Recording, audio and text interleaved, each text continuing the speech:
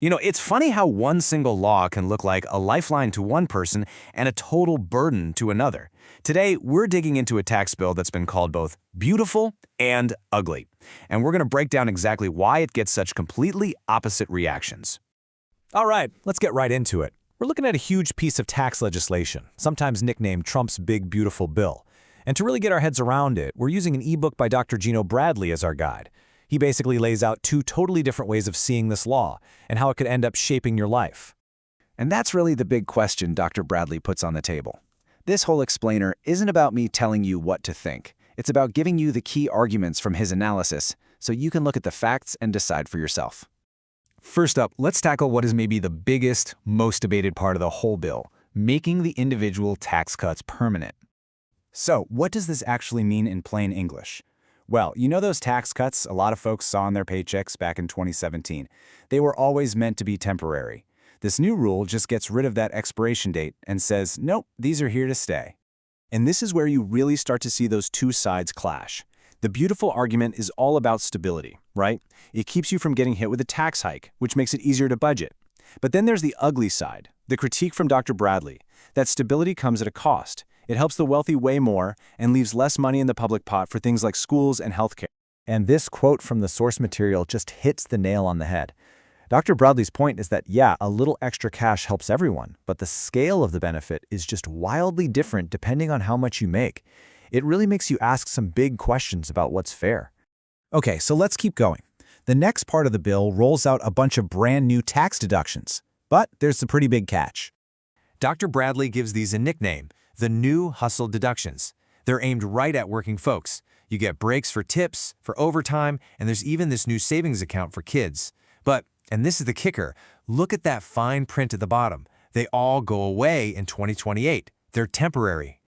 So you've got this classic tug of war, right? The benefit is obvious. You get some tax relief right now, which is great. But the critique is that it's just a short-term fix. It's not built to last. And beyond that, Dr. Bradley asks, how many families living paycheck to paycheck can actually afford to put money into another savings account, tax break or not?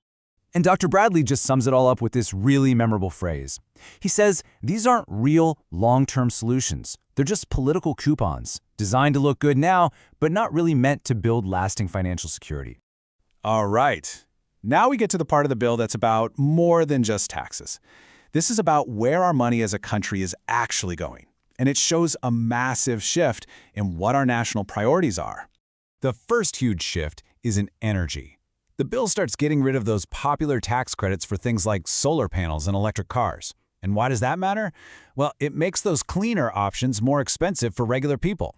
And at the exact same time, the bill ramps up support for the old-school oil and gas industry. It's a very clear choice about our energy future. Next up, healthcare.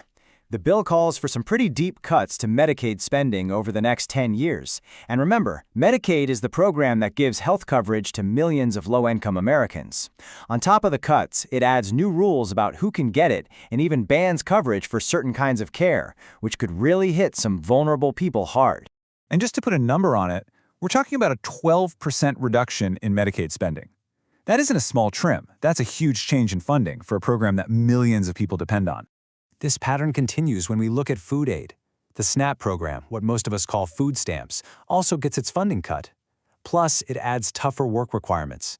So if you're working part-time or have an unpredictable schedule, it might suddenly get a lot harder to get help feeding your family. So you're probably asking, if money's being pulled from all these social programs, where is it going? Well, here's a big part of the answer.